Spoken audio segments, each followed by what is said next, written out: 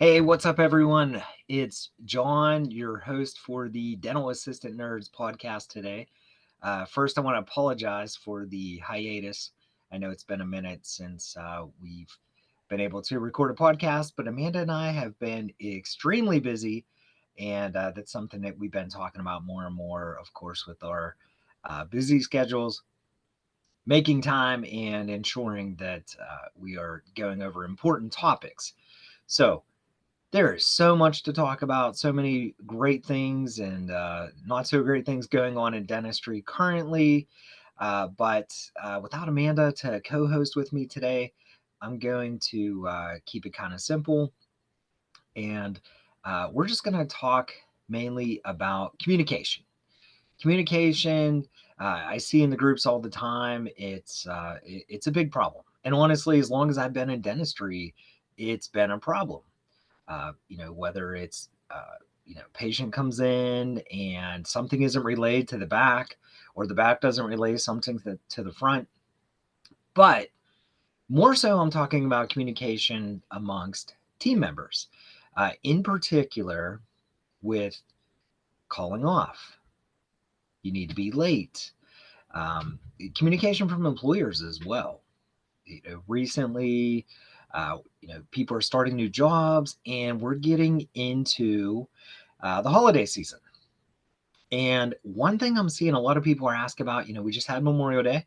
So people are starting to ask, hey, what's going on with 4th of July? And this is coming from office managers, dentists, uh, staff members, front desk assistants. And it's kind of like communicating what is going on with the holiday schedule.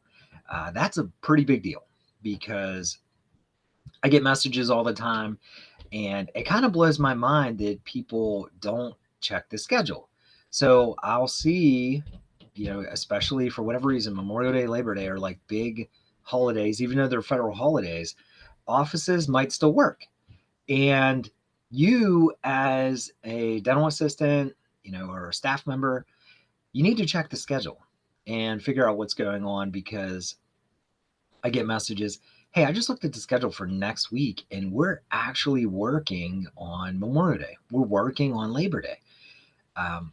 These are things that need to be communicated at the time of an interview, which I would never have thought years ago to ask, hey, like holidays, are we off? Are they paid? Are they unpaid? I think that's something that needs to be clear and relevant at the time of the interview. This way, you already know ahead of time versus it being sprung on you literally the week before. So that's step one: is ask at the interview, like, what is going on with the holidays, just so you know and you can plan accordingly. Because if you're thinking, well, federal holidays are typically paid, and there is no law that says a holiday has to be paid. So that's something that you want to get out of your head right now. No matter what state you're in, there is not a federal law for holidays. That being said, if you work on a holiday, there is also not a law that says you have to be paid holiday pay. So most holiday pay is anywhere from 1.5, 2.5 times. I've worked at places before where I've gotten 1.5 and I get a floating holiday. So that varies as well because it's very loose in the rules and regulations. So communicate, figure out what's going on with the holiday right out of the gate. Let's say you take a job, you forget to ask that question, and now the holidays are starting to roll around, and that's kind of sprung on you as far as, well, hey, we're working. Oh, well, I would have never even thought to request off because I've never worked a holiday before. So, from an employer's point of view, that's something that they really need to communicate because it seems like it's a newer concept, especially for employees who are caught off guard by that. So, please bring that to the attention. If maybe you've started a new job and you really haven't thought about that yet, now's a good time to start looking because um, June, I mean, we have Juneteenth, but that's a federal holiday, and it seems like it depends on the offices. I've seen that come up in some dental groups as far as, hey, what's everyone doing with Juneteenth. But more importantly, July 4th is a holiday that it seems like a lot of offices are affected, but it falls on a Friday. Now, this is the other aspect of communication when it comes to those holidays, because if your office it falls on a holiday, it falls on a day of the week that your office might be closed, or maybe you don't work. This is something that you want to figure out what's going on, because some offices now, they don't feel the need to pay you on a day that you typically wouldn't work, which that's fine if it's up front. The problem is when it's not communicated, it's advertised, hey, we pay 7, we pay 8, we pay all federal holidays. And then they start using these loopholes of, well, we wouldn't be working anyway. Well, if you're going to adhere to a federal holiday schedule, something to keep in mind is I was a federal employee for almost 6 years at a VA hospital. And of course, I was military trained. So when a holiday falls on a weekend, it still gets celebrated. It's still a paid holiday. If it falls on a Saturday, they take off and celebrate on Friday. If the holiday falls on Sunday, then you would take off on Monday. So I feel like if you're going to go with this federal holiday schedule, these are things you want to keep in mind, not necessarily just, and as a business owner, it is your prerogative to what you want to do as far as, oh, well, if it falls on a, weekend, it's a day we don't work. So it's not a holiday anyway. That's fine. Just be forthright about what during the interview process, during your advertising process. Don't make it sound like you pay all these holidays. And then, as we know, when, Christmas and New Year's is a prime example because they fall on the same day. So if it rolls into a weekend, a Friday, a Monday, whatever your office is closed, now someone's losing 2 days.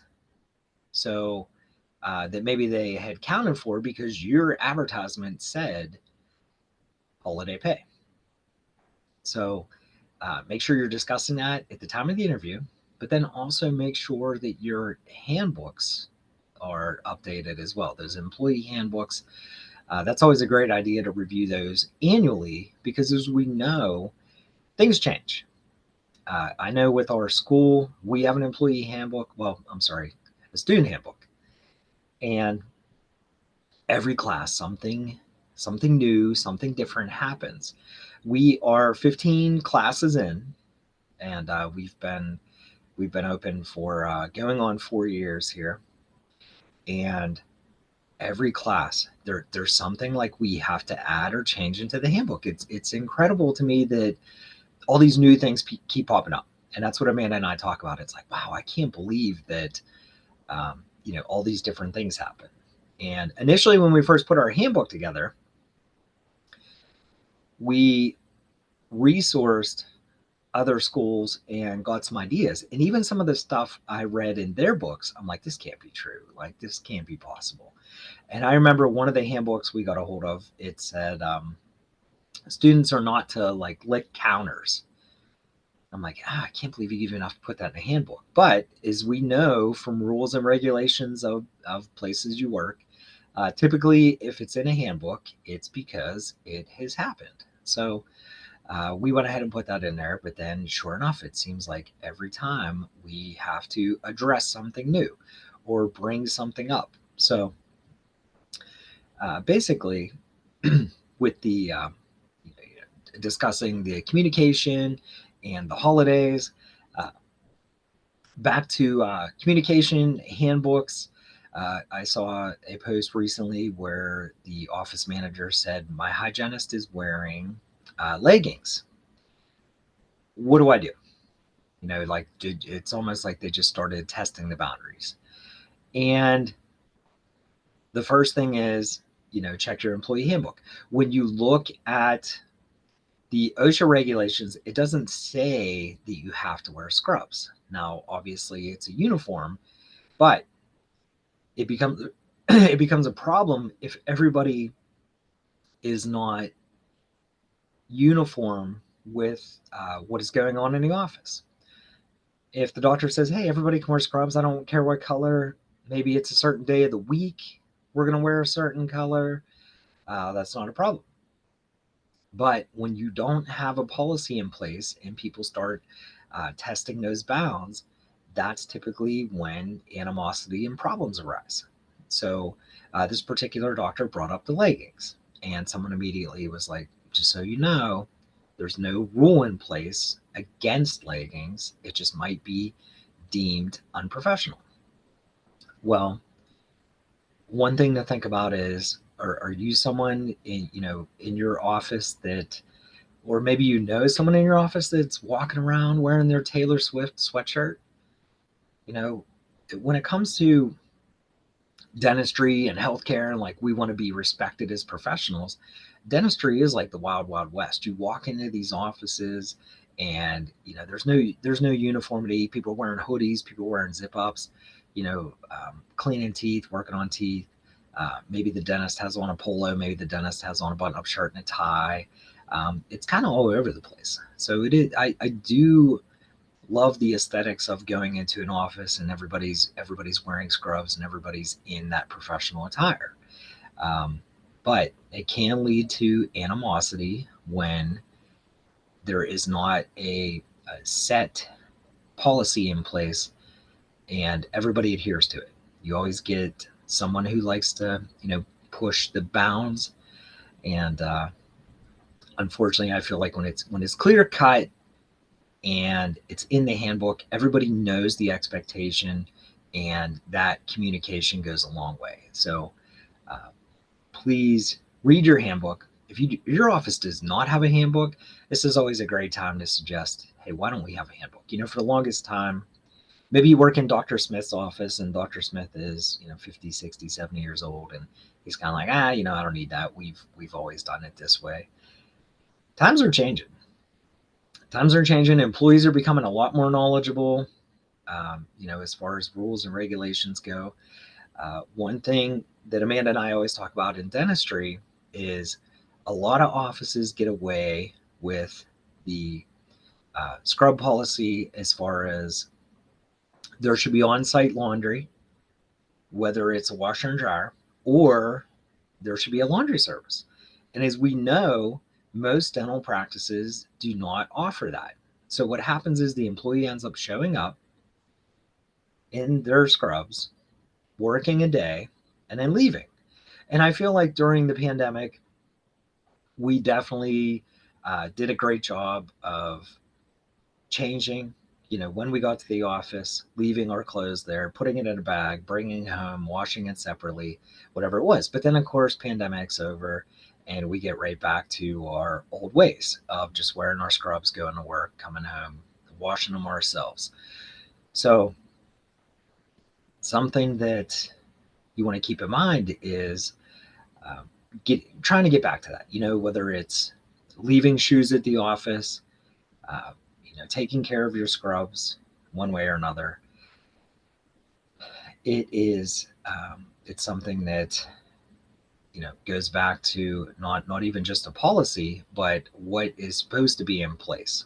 So, and I know the majority of practices do not have those features, and it is unfortunate, but working at a VA hospital, that was definitely a nice feature because you get to work, wear whatever you want into work. We had a locker, put our stuff in a locker, then at the end of the day, go grab our stuff out of the locker, change. And we had like a scrub vending machine. So you'd scan a card and your scrubs would just, you put them into this machine, you'd get a credit, and then you could get another set of scrubs. So that's another great perk of being a federal employee versus a civilian private practice. So, but employer-employee communication, touching base on that employee handbook again, reading through that, making sure that you understand the expectation and that you have questions. It's always a good idea when you go on an interview, hey, do you have an employee handbook? May I see it? This way, maybe there's something that you don't agree with. Like maybe they have a tattoo policy, a hair policy, a piercing policy, whatever it is. Maybe it is a deal breaker for you. At least now you know. Because at the end of the day, not everything is brought up in an interview. We'd like to think it is, but in this day and age with the need for employees so great, a lot of fast paced and rash decisions are being made, and not everything's discussed. And unfortunately, some things get left out. And unfortunately, when things get left out, that's when they become a problem later. So, we all, do a phone interview. Typically, it's a fast phone interview. Then after the phone interview, you come in for the interview. Then maybe you're asked to do a working interview. Now, after the working interview, maybe you're offered the job. So it's like boom, boom, boom, boom, right? And we're also at that point. Speaking of working interviews, we're also at that point where I see people are posting that offices are basically using them for coverage. Like, hey, we want to set up a working interview, and basically instead of going through a temp agency, they're getting someone on the fly that is signing up for coming in thinking they're doing an interview, and here there's no job offer, there's no expectation. It's really just they've come up with a way to pay someone less, because a lot of times they're like, oh, this is our interview rate, which is typically lower than a paid rate. So that's something to be cautious about as well. Recently I read in a group that someone went in for a working interview, and then they said, hey, can you come back tomorrow? I want to say it was like a Tuesday. Hey, can you come back tomorrow and Thursday? And it's like, you want me to do a 3-day working interview? Like, that is typically the red flag. Hey, bing, bing, bing, bing. They're using you for coverage. Every comment on the post was, you're being used for coverage. So another working interview, the doctor said, okay, we'll be in touch. We have some other interviews set up. So, we might ask you to come back next week. And this particular person said, okay, well, I'll have to check my schedule. I have other interviews set up as well. And the doctor took offense to that. The doctor's like, well, I don't know how I feel about you looking at other positions. And, the assistant said, well, how is it any different than you looking at other prospects? So it is, that's definitely one of those, shoe is on the other foot kind of situations, because it's okay for them to do what's best for their practice, but it's not okay for you to do what's best for you and your family. So, that's not something to be offended by, but sometimes we need to educate each other and, kind of put it that way, like point blank, like, I'm doing what's best for me. You have to do what's best for you. And if you want to eliminate me as a candidate because I'm going to continue looking for somewhere else, then, I'm very sorry to hear that. I once interviewed at a practice, and it was an oral surgery practice. I feel like I've talked about this before, but it's definitely, when I think about experience, this is definitely something that always comes up. And interviewed at the surgery practice, and I can't remember what month it was. I want to say it was maybe in the winter. And the doctor had said, about the summer. And he said, summers are blocked off. And right away I said, well, that won't work for me, because like, I take a summer vacation. I don't understand how you think that it's right to tell staff that they can't take a summer off. And he's like, well, that's our busy time, because, you're getting in all the kids are home from school, third molars. Completely understandable. But in the same sense, he wanted to pay me like $18 an hour. So I'm like, so you think it's okay to pay a dental assistant $18 an hour, and they have to give up their life to commit it to your practice? Like, I get it's extremely beneficial for a practice to not close for a week. The doctor you know, for what he's going to make. But for me, and the pay at that time, this was I don't even remember what year this was. This was probably about 10 years ago, honestly, now that I'm thinking about it. Um, it's just not going to work out. So the problem communication wise is the doctor, he brought up about summer, and I told him right away, well, this just won't work. But the interview proceeded, and he made it sound like, okay, well, maybe we'll just see where it goes. And when it got to the point about how much do you want paid? And I said, well, I'd like 23 an hour. And, I didn't really notice any flinching or any delay, hesitation. He was just writing everything down. But at the end of the interview, I said, please let me know what's going on. Let me know your decision-making process. Even if I'm not a finalist, just please let me know, because I am interviewing at other places. I will be leaving my current job. I do think that this would be a good fit if we could work around the summer thing. But please let me know. And the doctor's like, okay, I'll let you know. I said, when do you anticipate your decision to be made? And he was like, okay, next week. I said, all right. So next week passes. The following week passes. And finally, it's like 2 weeks, and I contact them. I said, hey, I'm just curious. Did you make a decision? Like, I just asked to please let me know either way. Like, I'm kind of like putting offices off because I was waiting to hear from you. And he's like, yeah, I made my decision, right away. He said, honestly, I didn't want to pay any more than 18 an hour. So that's when I found out about the 18. And I told him, I said, I just would have appreciated some honesty. Even at the end of that interview, even if you'd have called me the next day, if you already had a price in mind, then I would appreciate it if you would have just relayed that to me. And he didn't say he was sorry. He was just kind of like, well, that's just what I had in my mind. Okay, well, hopefully you learn from that. I feel like I communicated on my end, and unfortunately, it wasn't reciprocated. So that's one of those moments that I like to bring up to people, that, hey, even if you're uh, up front with your situation, sometimes communication doesn't flow both ways. So all we can do is try and get better each day and communicate. I read a lot of books on communication, how to talk to people. So that's something that I pride myself on, is if someone contacts me, typically I try and send a message back right away so that it is not lost in translation. As I'm saying this, I'm immediately thinking to myself, there's two messages that I do need to send to people because I had to get information on. So I'm immediately right away thinking, oh, I gotta message those people back. So that is something that as soon as we're done with this podcast, I will get taken care of here. So, but we're going to wrap things up for today. So in conclusion, I do apologize for the delay. Amanda and I are talking about, when we're not available, still one of us jumping on, recording.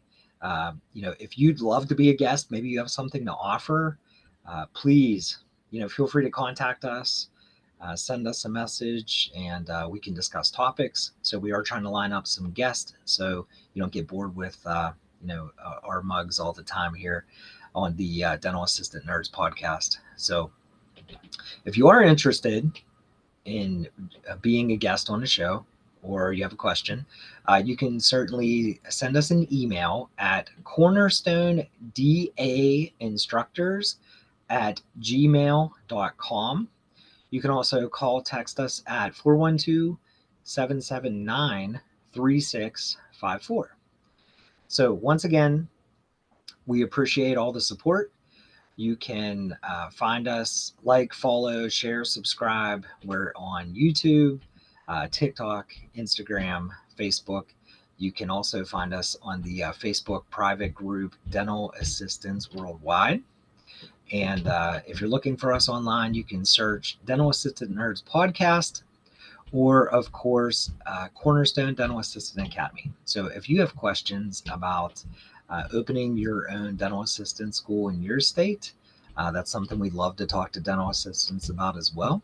And that's something that we offer in addition to consulting. So please feel free to reach out to us. And thanks again for tuning into the podcast. And we will catch you next time.